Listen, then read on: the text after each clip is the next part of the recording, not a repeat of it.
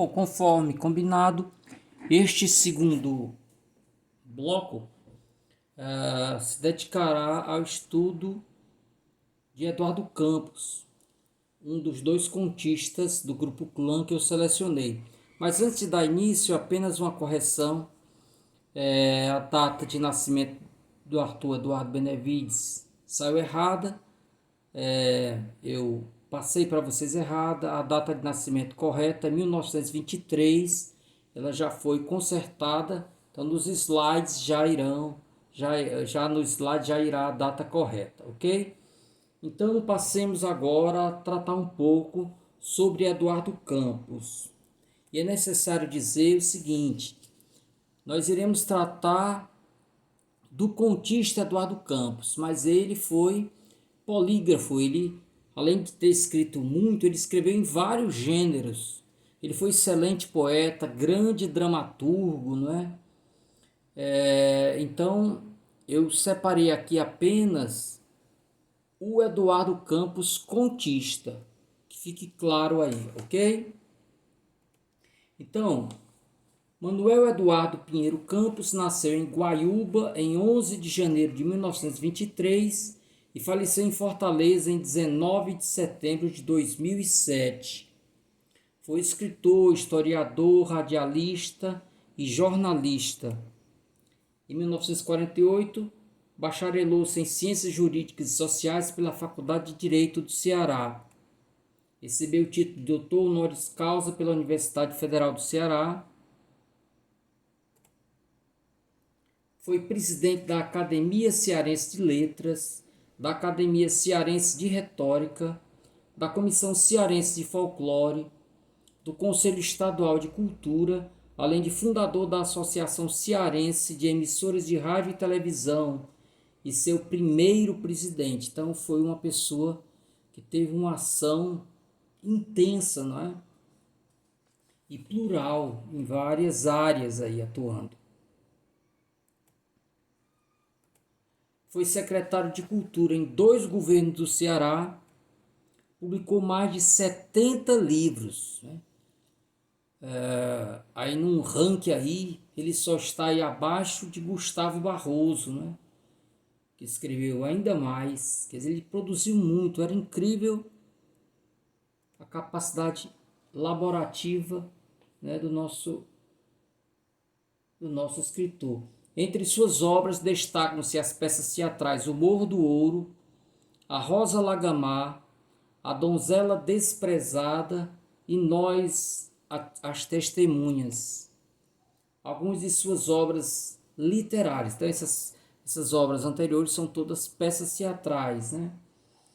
Entre as suas obras literárias, O Chão dos Mortos, Os Grandes Espantos, O Abutre e Outras Histórias, O Escrivão das Malfeitorias, Teatro Completo de Eduardo Campos, As Mal-Marinadas, A Última Ceia do General. Então, vocês encontram bastante obras de Eduardo Campos. Sobre a obra dele, nos diz Santos de Azevedo: apesar de seu amadurecimento como escritor, nunca abandonou o pendor regionalista, evidenciado desde sua estreia como contista em 1943. Então, o apego à terra, um escritor telúrico. Seu profundo amor à sua terra natal se expressa através do retrato perfeito do sertão, com sua paisagem, suas coisas, seus bichos e sua gente. A linguagem do povo é constante em suas obras. As condições essenciais do conto como gênero literário se acham patentes em seu livro Face Iluminada, em que a ação, o argumento, o tema constituem o interesse máximo, princípio da narração. Ele te prende, né? É um escritor que te prende. Eduardo Campos, folclorista de altos méritos, tem alguns contos regionais psicológicos da melhor marca, né? Nos afirma Herman Lima, no livro A Literatura do Brasil, de Afrânio Coutinho. Eduardo Campos, que se tem também projetado no ensaio e no teatro, bem como no romance, é autor de 7 livros de contos. Para dar uma ideia de sua força criadora, basta lembrar 2 narrativas, ambas aparecidas no livro Face Iluminada. Um é o conto O Abutre, dele falaremos daqui a pouco, de caráter universal com forte densidade lírica, e Céu Limpo, de cunho regionalista, em que se estadeia o apego do cearense à sua terra, né? O que se evidencia no curso desta narrativa, O Abutre, era um impulso solitário gerando monólogos interiores que se convertiam em projeções visionárias. É um conto que não tem diálogo, né? Não tem diálogo, mas você percebe, não é, as vozes no interior das personagens, vozes que se negam a se exteriorizarem. Nós veremos por quê. Eram mergulhos no inarticulado, em que os reflexos assomavam em forma de ilusões. Eram engolfamentos do ser, onde a palavra repontava como um disparo em meio de um silêncio funesto e perturbador. Por tudo isso, o Abutre se imporia como um modelo de New Short Story, né? Defende aí Francisco de Souza Nascimento, F.S. Nascimento, aí na primeira ilustração, na parte de cima, aí na primeira foto. Dos livros deste homem de Pacatuba, há uma linha que não se quebra na passagem de um gênero literário para outro. Em todos eles está o propósito de registrar fatos e aspectos do itinerário dos cearenses no tempo. Observa-se em Eduardo Campos como ficcionista desinteresse quase total pelas classes abastadas ou a alta sociedade e acentuada preferência pelas camadas populares, em cujo seio se passam geralmente os sucessos dramáticos que narra. Quanto ao teatrólogo Eduardo Campos, com a publicação de sua peça O Demônio e a Rosa, de 48, encenada 2 anos depois do Teatro José de Alencar, era inaugurada a fase mais importante da produção desse gênero na literatura no Ceará, na segunda metade do século recém-findo. Conhecidos problemas sociais e econômicos passariam a ser representados em cenários realísticos, cada personagem revivendo o drama de um cotidiano sociologicamente autêntico. Ainda sobre o teatro de Eduardo Campos vive as cenas, representa-as antes de escrevê-las. É o que se deixa transparecer tal a fidelidade dos temas apresentados.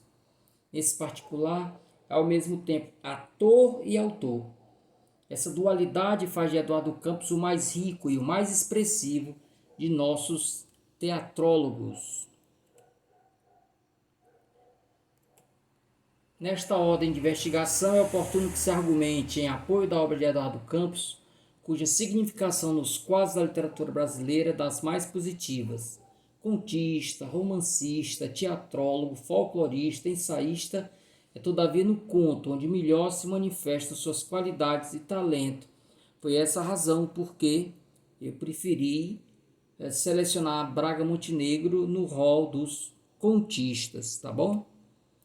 O primeiro ato de O Morro do Ouro, uma das suas peças, onde a essência das figuras se revela e segura o contexto do drama, é um dos mais perfeitos primeiros atos do teatro brasileiro. Corre e domina as figuras, permitindo um ritmo crescente, onde um encerramento apoiado no lugar comum do teatro clássico, a mensagem, antecipa um equilíbrio de tempo e lugar, e onde então, mesmo focalizando um ambiente regional, desperta para o universal das grandes tragicomédias sociais, né?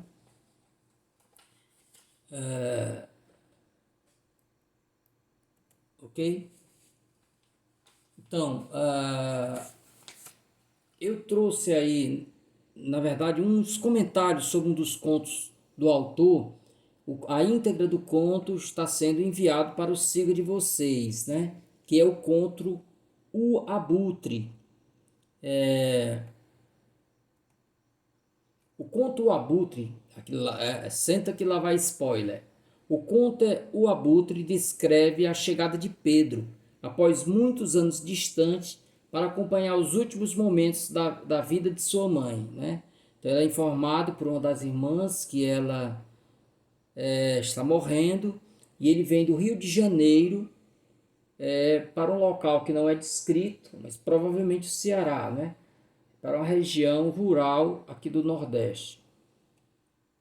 Os 6 irmãos se inquietam com a chegada dele, acreditando que viera apenas para tomar parte da boa herança que a senhora deixaria.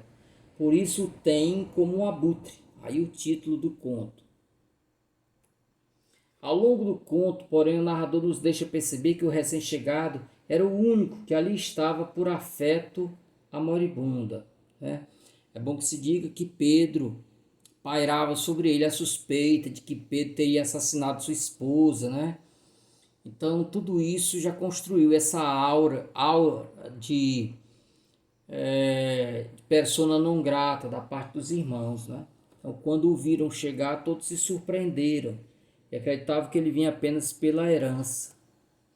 O narrador que não participa do enredo, quer dizer, não é um dos personagens que narra a história, esse narrador contribui com a desconfiança em relação a Pedro, né?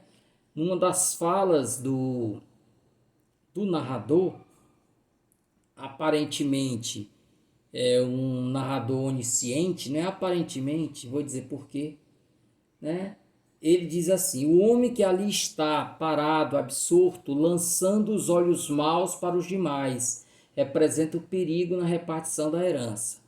Então, isso dito pelo narrador nos faz acreditar que é a pura verdade, né? O narrador onisciente que sonda o íntimo dos personagens. Na verdade, aqui é um narrador irônico, né? Ele apenas está projetando sobre esse homem a desconfiança dos outros irmãos. Esses olhos maus são a partir da perspectiva dos irmãos, né? É muito interessante a propósito que o narrador